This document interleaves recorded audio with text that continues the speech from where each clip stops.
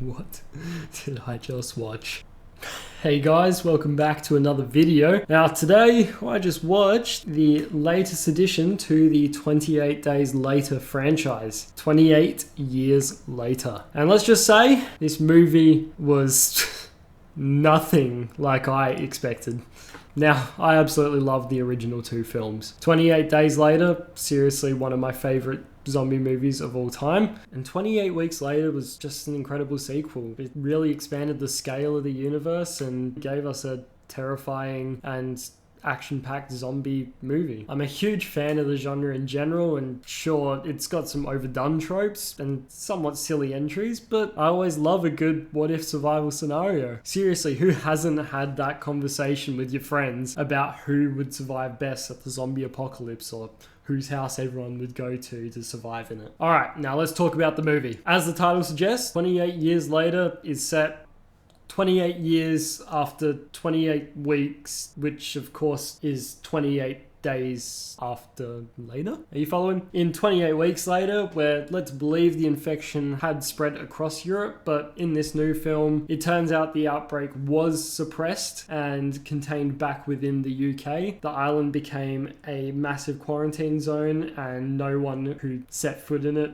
essentially could come back. Now, with this isolation, the infected did begin to evolve, and we saw signs of a greater intelligence within them, a new kind of pack mentality, if you will, and gained some newer variants called the alphas.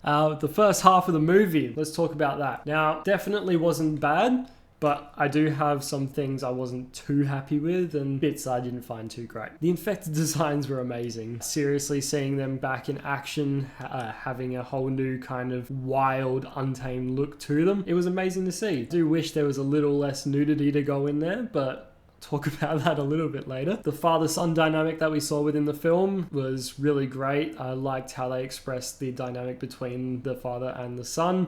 They had some very interesting moments, and it really did have a positive impact to the story. The mother's illness, although later in the film does get quite odd and inconsistent, it did add a lot of drive to the kid's motives and made a lot of sense out of what he was doing. It played well into the fractured family tropes, and I thought that was a great idea. But that's about all positive I can say, because then came the issues, and oh boy, there were a few in this movie. First thing that just took me out of the complete vibe of this movie was the music. Now, it was really interesting choices of music for this film. Being a zombie movie, you'd expect it to be a bit more thrilling and a bit more scary, really, but I just felt like I was watching Zombieland with a lot of their kill montage music going on, because this just was not what we got from 28 Days and 28 Weeks Later. And the camera work in this movie, man, it was something.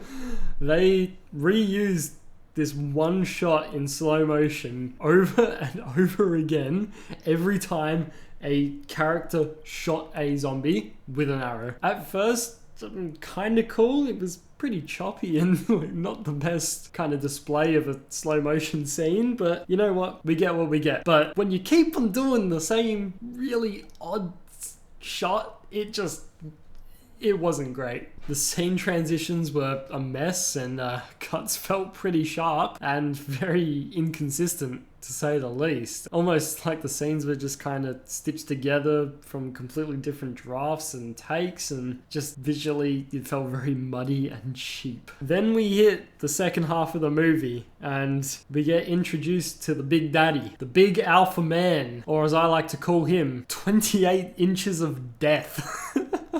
This infected variant, I mean, the director really just couldn't get enough of this dude's dong. Seriously. There's literally a scene in this movie, Mr. 28 Inches. You know, he's looking fierce, he's looking scary, he's, you know, a big, tough, bulky guy, and the camera's panning down. And it just keeps going. Thankfully, we get it to stop right before we get the big show, but clearly the director's saving some stuff for his own personal collection, right?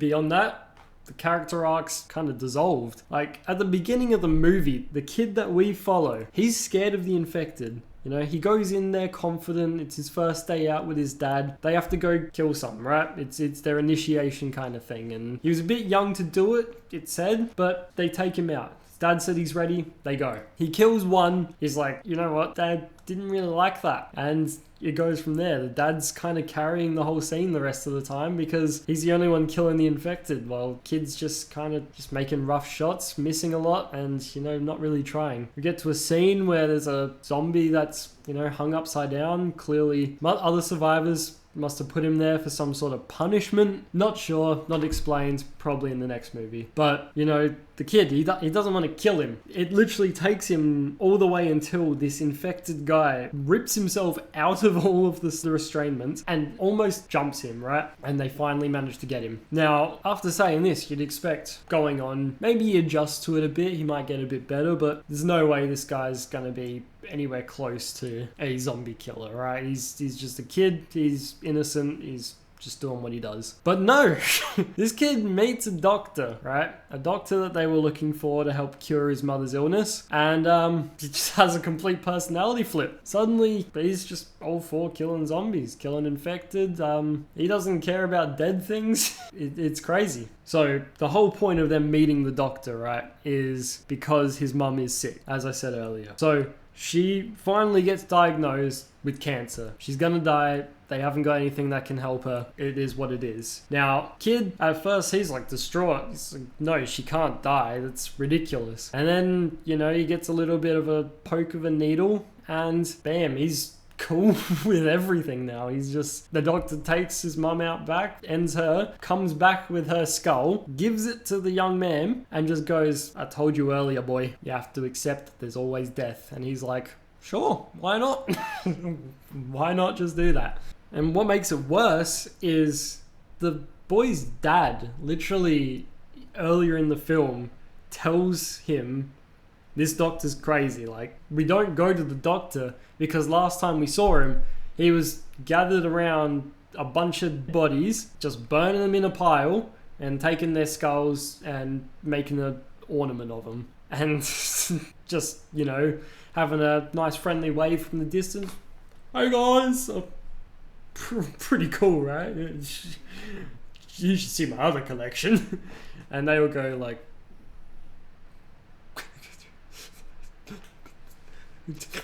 and run the hell out of there, as any sane person would do. But the kid, that's not enough of a warning sign to him. He goes there and gets shown exactly what everyone else ran away from, and he's just cool with it. You know, it's just you know, great. It makes the conflict he had with his dad just so weird to me, because it's kind of like he doesn't believe his dad what he's saying, but his dad's pretty much just telling the truth. You know, he bends it a little bit every now and again to make him seem cool, but he's telling the truth. Now, honestly, the fact that Danny Boyle came back to make this film is pretty wild to me.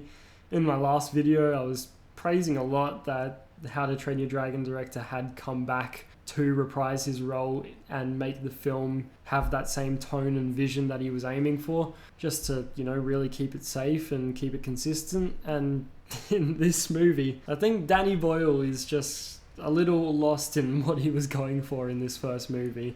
And I understand it is filmed in conjunction with the second one, but I don't really know what else he can add to kind of make more sense of this film. Now, I can't say anything bad about the actors. I really think that their performances were quite awesome in this movie. The zombies, the characters, the connections, everything was really good. Amazing portrayals. I mean, having a kid as an actor, let alone the lead actor, was really great to see. And yeah, no shade to them. I just really don't think that the movie itself was made in a way that connects it anywhere near what the original two were. Thank you guys so much for watching. If you enjoy my content, please drop a like, hit subscribe, leave a comment with your thoughts on this movie. Did it hit you the same, or were you just really as baffled as I was in this? I'd love to hear your opinions down in the comments. I'll try my best to reply to all of them. I'd also like to announce that I'll be doing weekly content as of now. So every Tuesday in Australia, I'll be trying to be posting. So please do stick around, and I'll catch you fellas next time. Peace. What the hell did I just watch, man? You don't care. Seriously, who hasn't been? Great time to yawn. Ugh.